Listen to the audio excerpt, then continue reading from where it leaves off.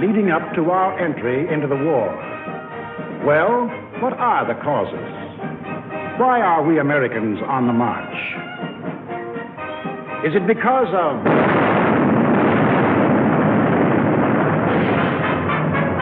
Pearl Harbor?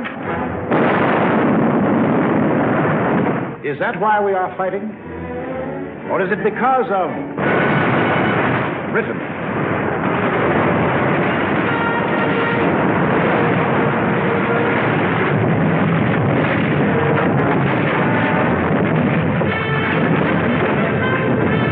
France?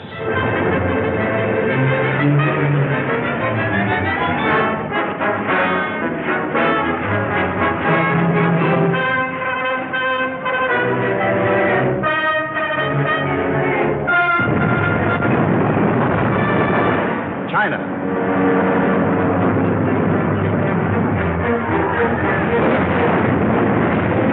Czechoslovakia?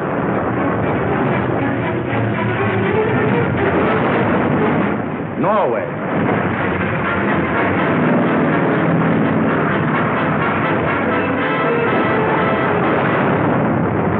Poland?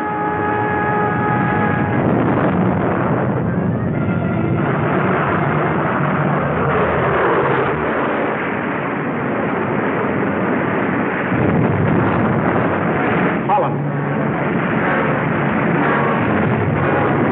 Greece?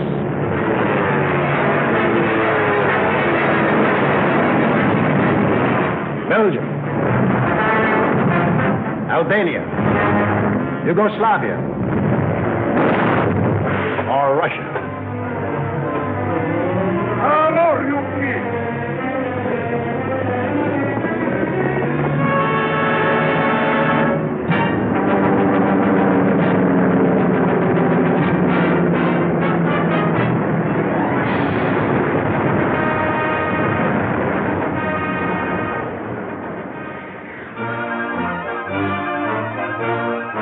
Just what was it made us change our way of living overnight? What turned our resources, our machines, our whole nation into one vast arsenal, producing more and more weapons of war instead of the old materials of peace?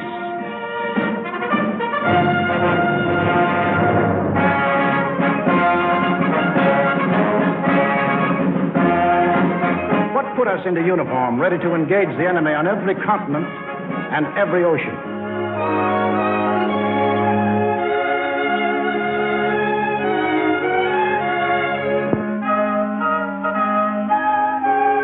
What are these two worlds of which Mr. Wallace spoke? The free and the slave. Let's take the free world first. Our world. How did it become free? Only through a long and unceasing struggle inspired by men of vision. Moses, Muhammad, Confucius,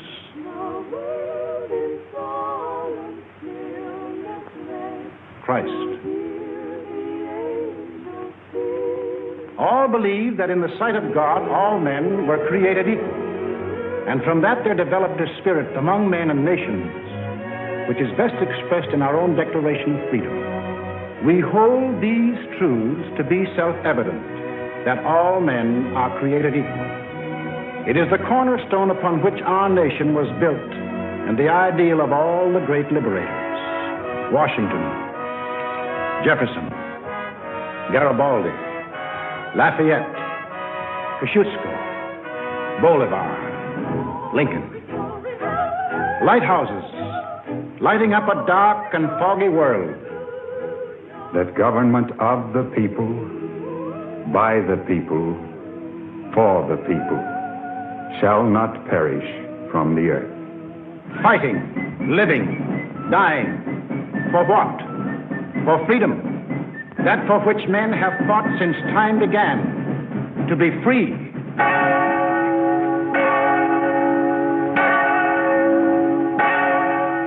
Is life so dear or peace so sweet as to be purchased at the price of chains and slavery? Forbid it, Almighty God.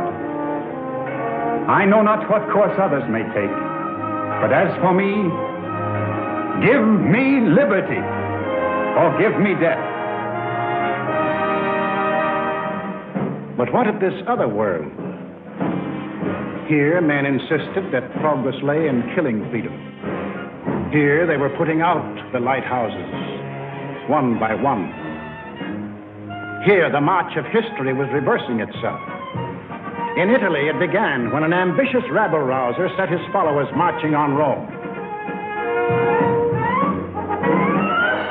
The country, like every other country after the last war, was torn by political unrest, hard times, unemployment. Two courses were available to the Italian people. They could solve their problems in a free, democratic way, or they could let someone else do the solving for them. They made the tragic mistake of choosing the second course. They put their trust and faith in this one man. They believed he represented them. Actually, he planned to betray them for the selfish interests of himself and the group back of him, just as he had earlier betrayed those who first supported him. In Germany, another and even more forceful demagogue set his followers marching from the Munich beer halls. He, too, had the sinister opportunity to take advantage of post-war chaos.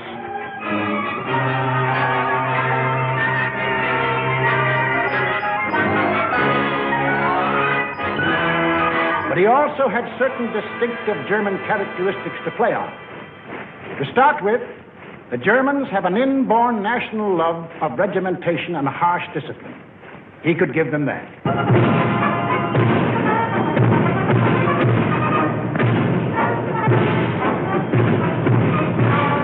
The German army, and through them the people, had never acknowledged German defeat in the last war and were anxious for revenge. That, too, he promised them. The wealthy and powerful industrialists were fearful of losing any of their wealth and power and were ready to back anyone who would retain it for them. He promised to take care of them, too. This man cunningly played all these ends against the middle and ruthlessly set out to murder the newborn German Republic.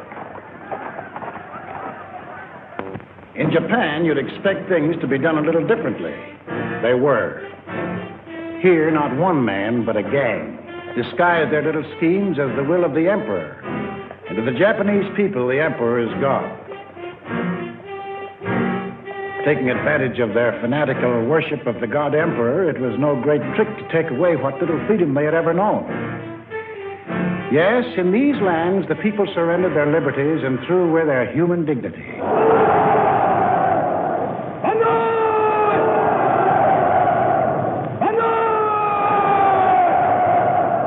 They gave up their rights as individual human beings. They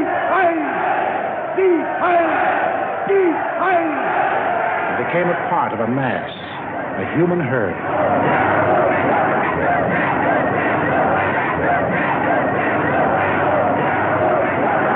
Although these countries were far apart and different in custom and in language, the same poison made them much alike. Each got a new uniform. In Italy, the new bosses wore black shirts. In Germany, the shirts were brown. In Japan, they hid behind the uniform of the army. But really, they belonged to a sinister, secret society. Their symbol was a black dragon. The other fellows had to have a symbol, too. Germany, a swastika. In Italy, the old Roman symbol of the fascists. In Germany, they called the new order National Socialism, or Nazism. In Italy, they had a shorter word, fascism. In Japan, they had lots of names for it. The new era of enlightenment, the new order in Asia, the co-prosperity sphere. But no matter how you slice it, it was just plain old-fashioned militaristic imperialism. The Japs would get the prosperity, and the others would get the coal. They say trouble always comes in threes. Take a good, close look at this trio. Remember these faces. Remember them well. If you ever meet them, don't hesitate. Der eine wahrhaftige Weltanschauungsspotter sein. Und zweitens, Sie wollten, Herr... Stop thinking and follow me, cried Hitler. I will make you masters of the world. And the people answered, Heil!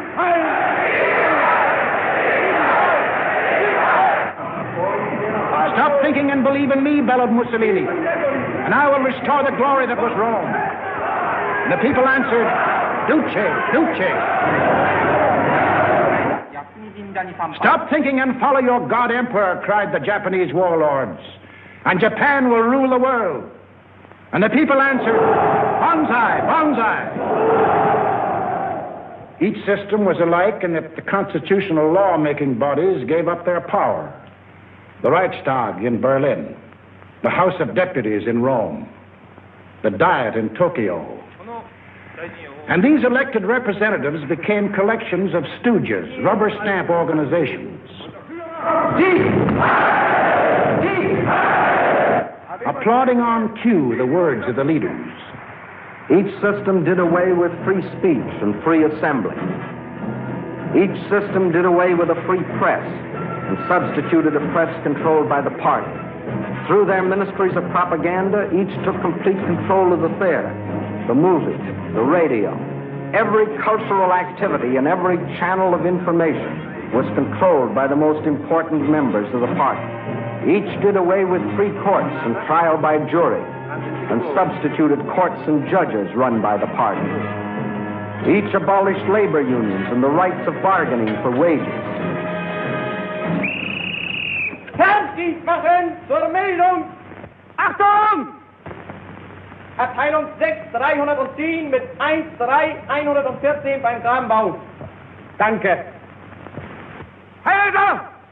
Heiler! Lassen Sie weiterarbeiten. Weiterarbeiten! And under the pretext of patriotism established a system of forced labor. Each enforced its decrees by an army of secret police who held the power of life and death over every individual. And for the few who still believed in freedom and said so, there was a ready answer.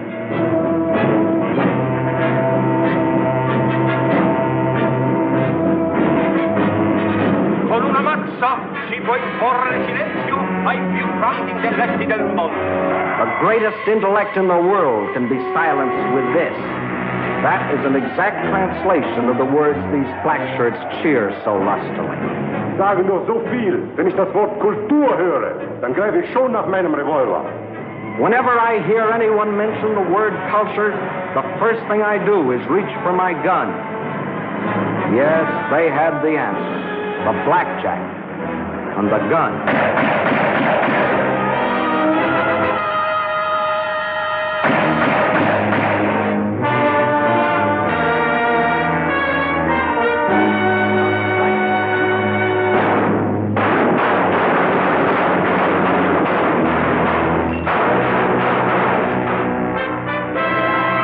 In Italy, they did it different.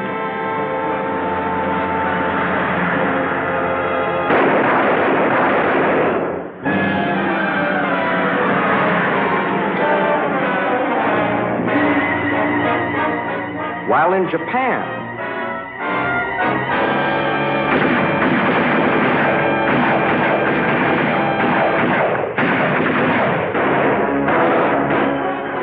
to their names can be added those of hundreds and thousands of others who stood in the way of the new order. Finally, there is only one obstacle left.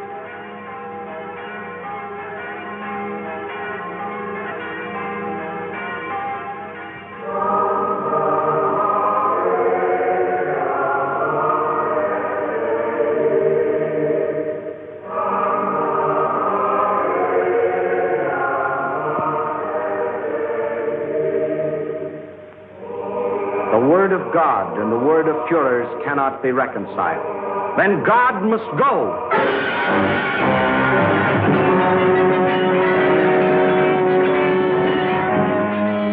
I am absolutely clear in my own mind, and I think I can speak for the Führer as well, that both the Catholic and Protestant churches must vanish from the life of our people.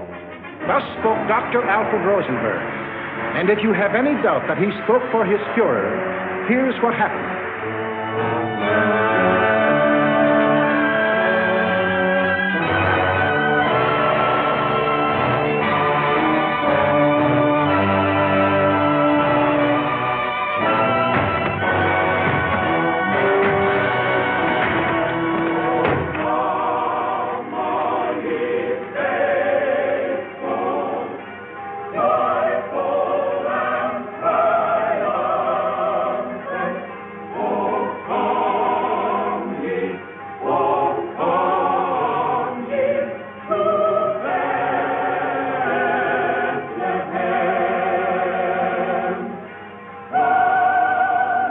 thousands of other men of God, Protestant, Catholic, Jewish, were persecuted, arrested, confined in concentration camps. Our Fuhrer is the intermediary between his people and the throne of God.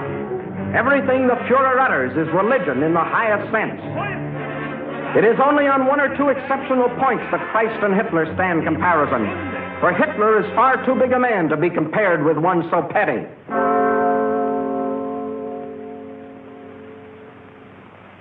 Every day in all German classrooms, Adolf Hitler ist unser Retter, unser Held, der edelste Führer auf der ganzen Welt. Für Hitler leben wir und wir sterben gerne wir. Für den Führer bis zum Tod, denn er ist unser Gott. yes, take children from the faith of their fathers and teach them the state is the only church, and the head of the state is the voice of God.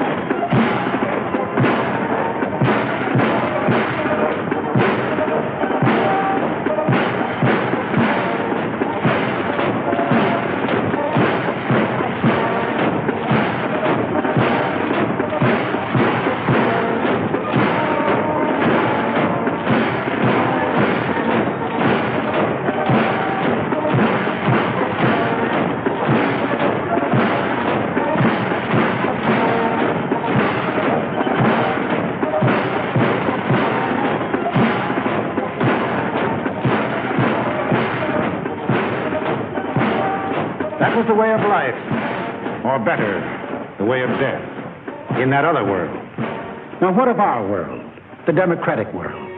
What did we want? What did we do about it? First of all, we wanted peace and security.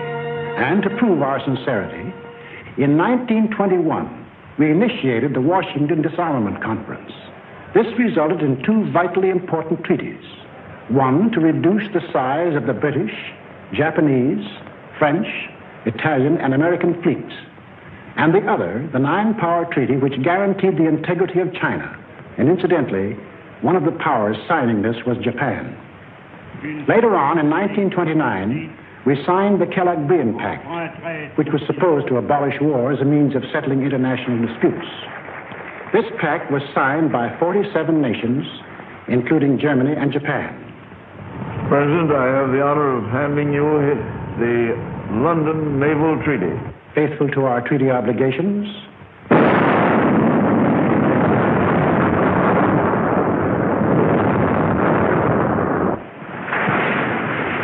we scrapped more than 60% of our naval tonnage, and our army was reduced to a standing force of 136,000 men, smaller than that maintained by the little state of Romania.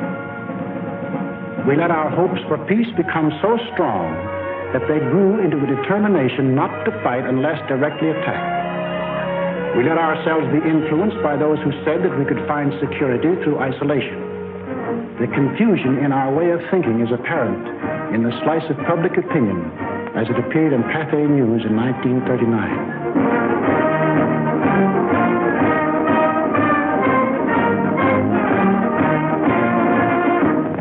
Another war, and not for me. This time America should keep out, and I know I will. If war breaks out in Europe, I think that this country should heed the advice of its first president and avoid all foreign entanglements. I haven't the slightest idea of European affairs. In the event of war in Europe, I think we should stay out of it entirely. And all our efforts should be made to keep out of the fight. Let Europe fight her own battles. They mean nothing to us. We should mind our own business. By all means, no.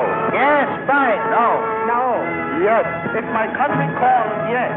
No. We simply did not want to understand that our individual and national problems were, and always will be, dependent upon the problems of the whole world. And we had individual and national problems to worry about, plenty of them, just as Germany, Italy, and Japan had. But we faced them in a democratic way. We passed laws to give working men a chance to improve their lot. We established an insurance program for those without jobs. We began to give old folks protection against want and hunger. We organized the CCC to provide our young men with healthy and useful employment.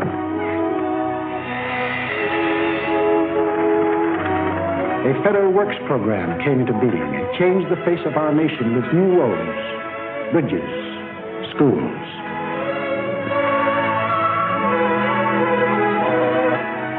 We built great new dams which brought the miracle of electricity to millions of our people.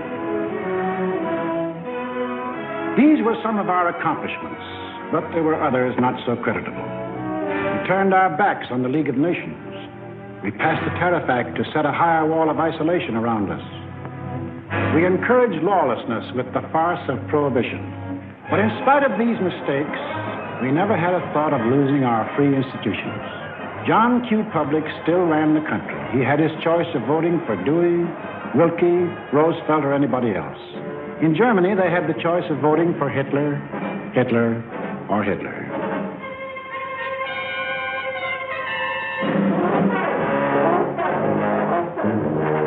Over here, John Q. still read what he pleased.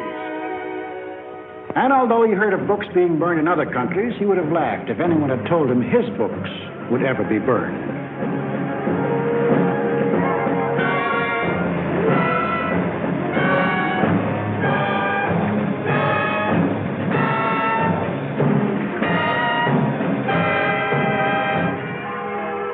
And on Sunday, if he felt like it, John Q. went to any church he pleased.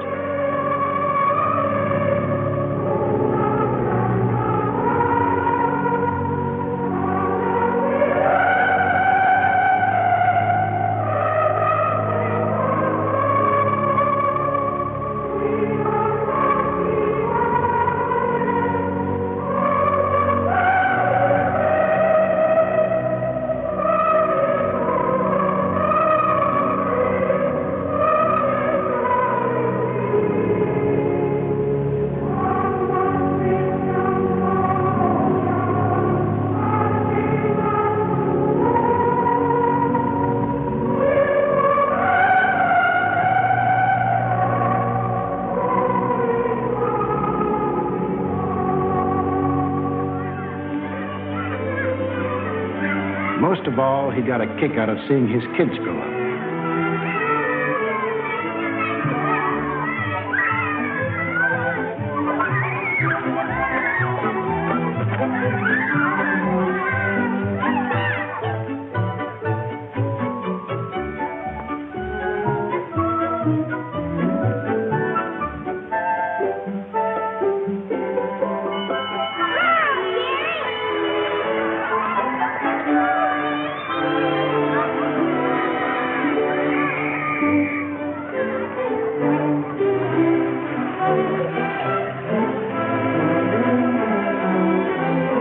The average American was quite unconscious of the fact that some people had this in mind for the little John Q.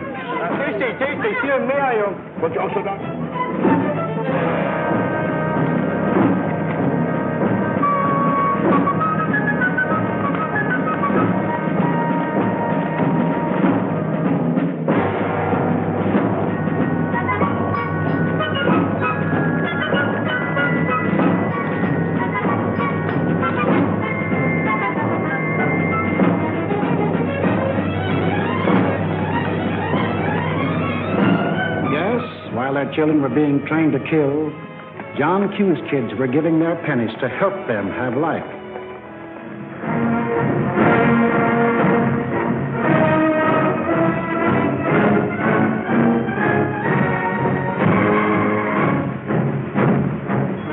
And when we saw these men in the newsreels, quite often we laughed. To us, they looked like characters in a musical comedy.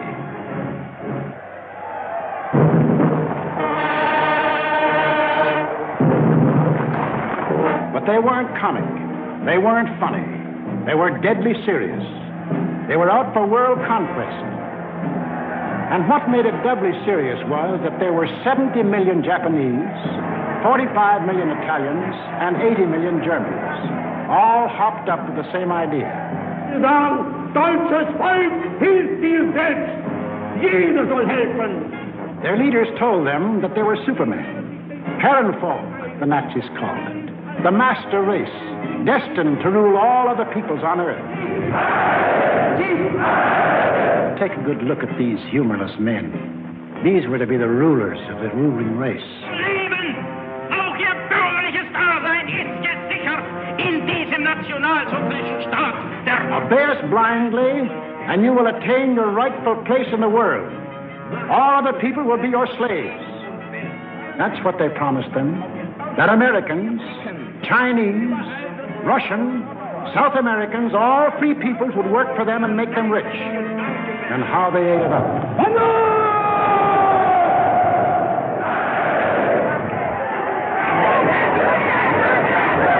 We shall restore the glory that was Rome.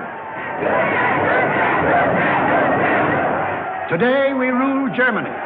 Tomorrow the world.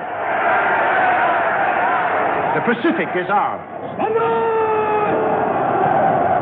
It was inevitable that these countries should gang up on us. The little fellow is our pal, Kurosu, who smiled his way into our hearts in December 1941. Here he and his friends are busy carving up the world in advance, staking out their claims. Take a good look at these claims. Here was the Italy that Mussolini took over in 1922. And almost his first act was to tell the Italians they were the rightful owners of Corsica, Nice, Savoia, Albania, Tunisia, Ethiopia, and a land corridor linking it with Libya. Later on, he had an even bigger dream. The old Roman Empire as it existed nearly 2,000 years ago, to dominate all the lands adjoining the Mediterranean. Mare Nostrum. Our sea, they called it, just as the ancient Romans did. As for the Japanese, they had some ambitions, too. By 1920, they had grabbed off Formosa, Korea, and the southern half of the island of Sakhalin. Then Baron Gishi Tanaka, the prime minister, carefully set down Japanese aims in a document called the Tanaka Memorial. It was presented to the emperor July 25th, 1927.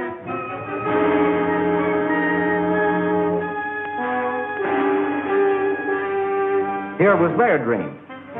Manchuria for raw materials, China for manpower, Then a triumphant march through Indochina, Siam, Burma, India, the East Indies, and on through Australia and New Zealand. And in the north, all they claimed was that part of Russia east of Lake Baikal. That was to be the new order in Asia. Then the Japs would move eastward to crush the United States and really start their co-prosperity sphere. Now take a look at the bite the Nazis reserved for themselves. Here's the Germany Hitler walked into. And here's what he wanted. First, Europe under his complete political or economic control, leaving Mussolini a share of the loot if he behaved himself. Then the drive to the east, through the rich oil lands of Iran and Iraq, into India. Another push south through Africa. Then from Dakar, jump off to meet the honorary Aryans who were to move in on South America through the Pacific. At the same time, start across from the Scandinavian countries to hook up with his buck-toothed pals coming over from Siberia to join in the conquest of the United States. There it is, gents. All they left us was Shangri-La. And they'd claim that, too, if they knew where it was. And did they think they had a chance? Listen.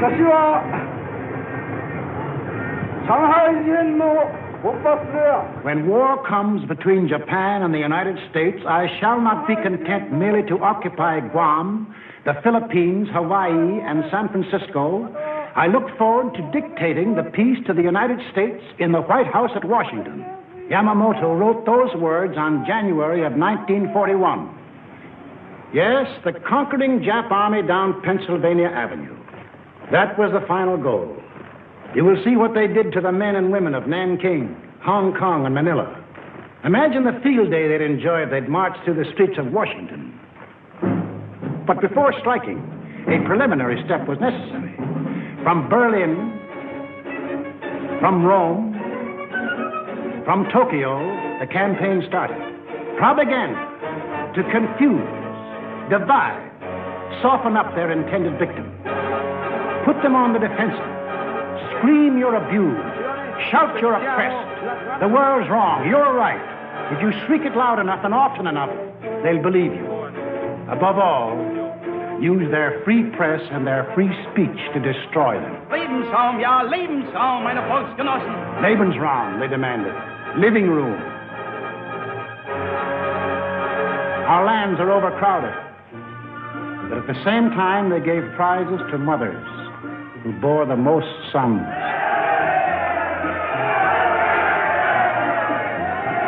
They brought together large groups of young men and young girls for human breeding. Read what one of their leaders wrote.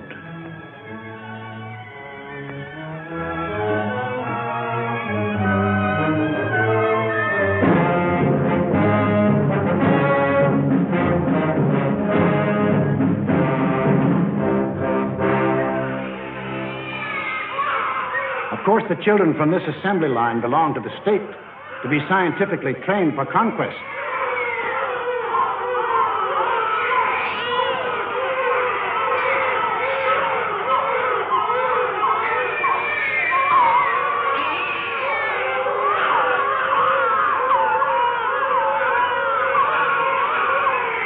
Another howl was the lack of raw material. They claimed they were the have-nots and we were the haves. But out of this supposed lack, they built up the greatest war machines the world has ever known. These are the published figures from the German military budget. Actually, between 1933 and 1939, Hitler's program of rearmament cost more than $80 billion. The Nazis alone assembled a striking force of 30 panzer divisions, 70 motorized divisions, 140 infantry divisions, plus the Luftwaffe, the world's largest air force. And they had no raw materials. Think of the bread, the automobiles, the good things of life that the German, Italian, Japanese leaders might have given their people if they had spent this money for peace instead of war. You know what billions we are now spending to match their military force? No. No, these arguments were all smokescreens. When war came, the democracies proved to be the have-nots, and our enemies, the haves. And when war came, where did it come?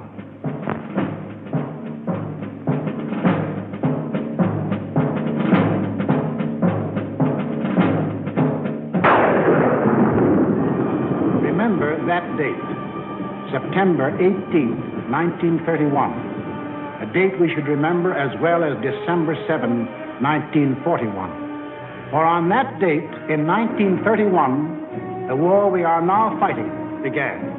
The place was Manchuria, the northernmost province of China, 6,000 miles from San Francisco.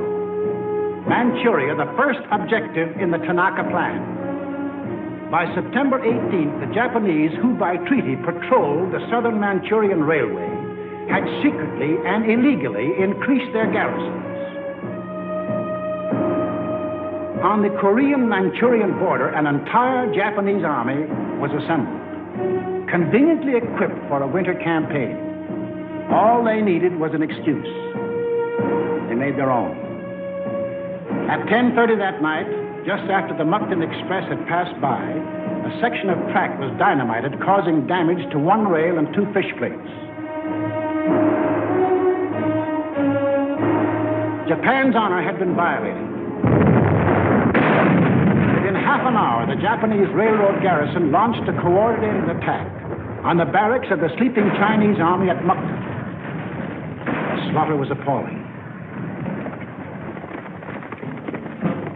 By midnight, the conveniently placed Japanese army poured across the Korean border, and the first open act of aggression, the invasion of Manchuria, was on. In 4 days, they had occupied the whole of southern Manchuria, and shortly after, the whole country. Manchuria became Manchukuo, a puppet state with an obedient stooge on the throne, Henry Puyi, a weakling whom the Japanese had prepared for the job with 7 years of women and song. In Washington, Henry L. Stimson, then Secretary of State, now Secretary of War, sent out a blistering denunciation of the attack. The League of Nations sent a committee of 5, headed by Lord Lytton and including our own General Frank McCoy, to Manchuria to investigate. In October of 1932, the committee issued its report. We found that the Japanese occupation of this large part of China was not justified on the ground of self-defense, and that the new state which had been set up was a Japanese protectorate rather than a genuine case of Manchurian self-determination. Shortly after, the League condemned Japan as an aggressor nation. À son Excellence, Monsieur Matsuoka, délégué du Japon. I call on His Excellency, Monsieur Matsuoka, delegate of Japan.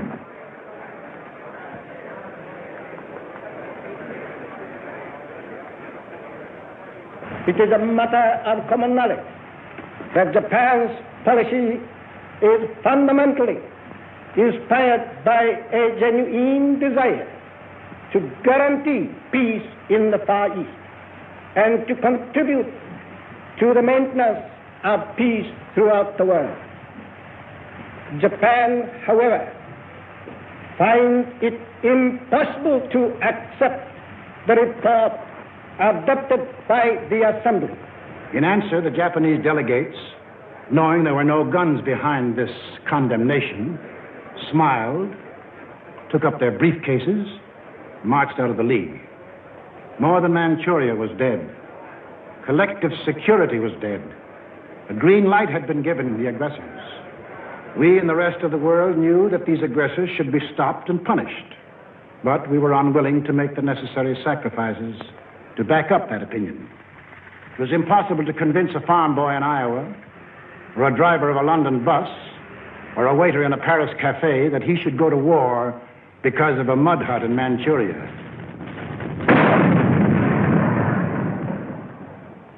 Yet the subsequent course of history makes it clear that that incident, so many miles away, is the reason that you and millions of others are in uniform today. The Japs had Manchuria. Phase number 1 of the Tanaka Plan was completed.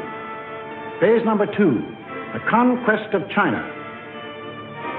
In 1932, without warning, the Japs attacked the Chinese city of Shanghai.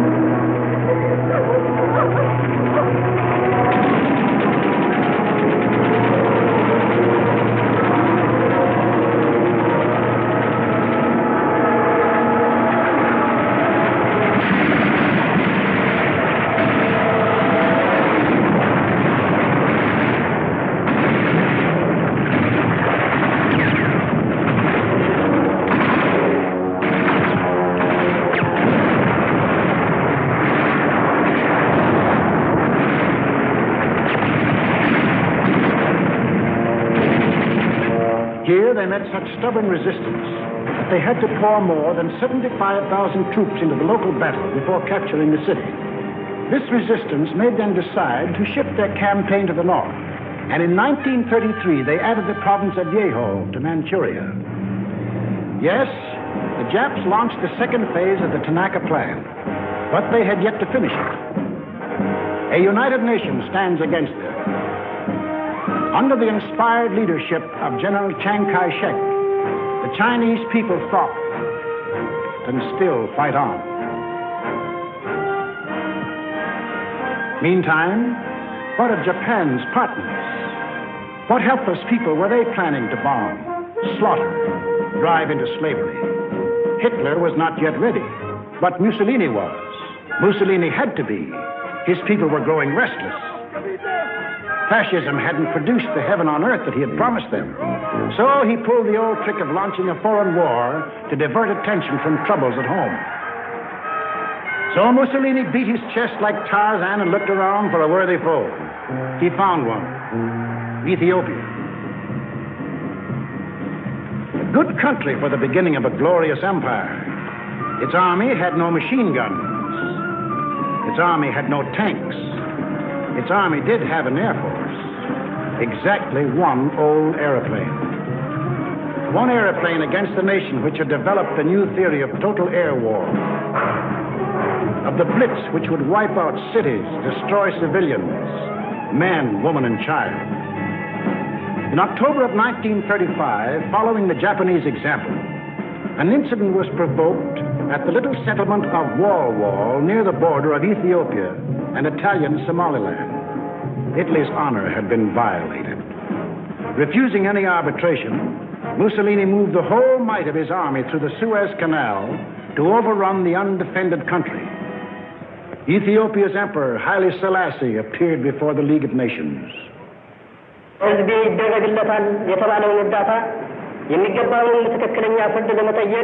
I must still fight on until my tardy allies appear, and if they never come, I say to you without bitterness, the West will perish.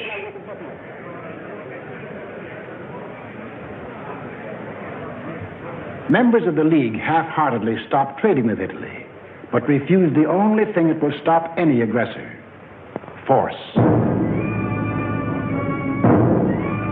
Ethiopia was left to herself. Native leaders came to pledge their allegiance.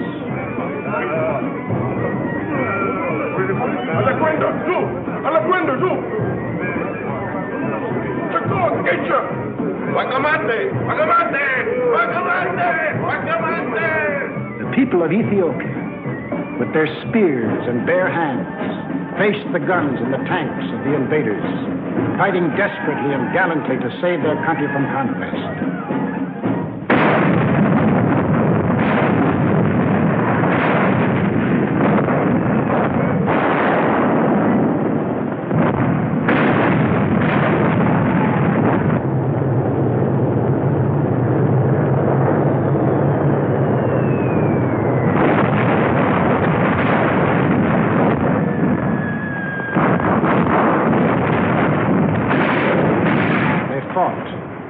They died.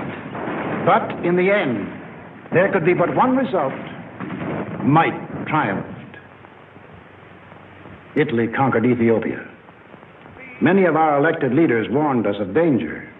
Without a declaration of war and without warning or justification of any kind, civilians, including vast numbers of women and children, are being ruthlessly murdered with bombs from the air.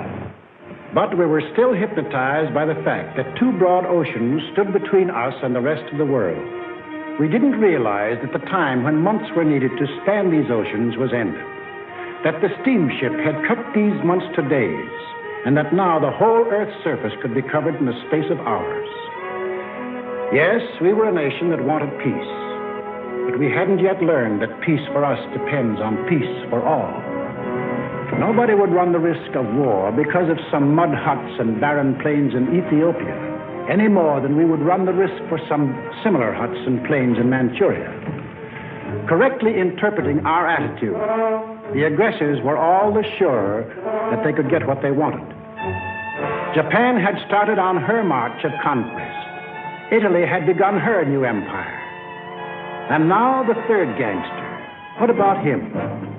We'll take him up in our next film and show how he joined his partners and put in his bid. For this is what we are fighting. Freedom's oldest enemy. The passion of the few to rule the many. This isn't just a war.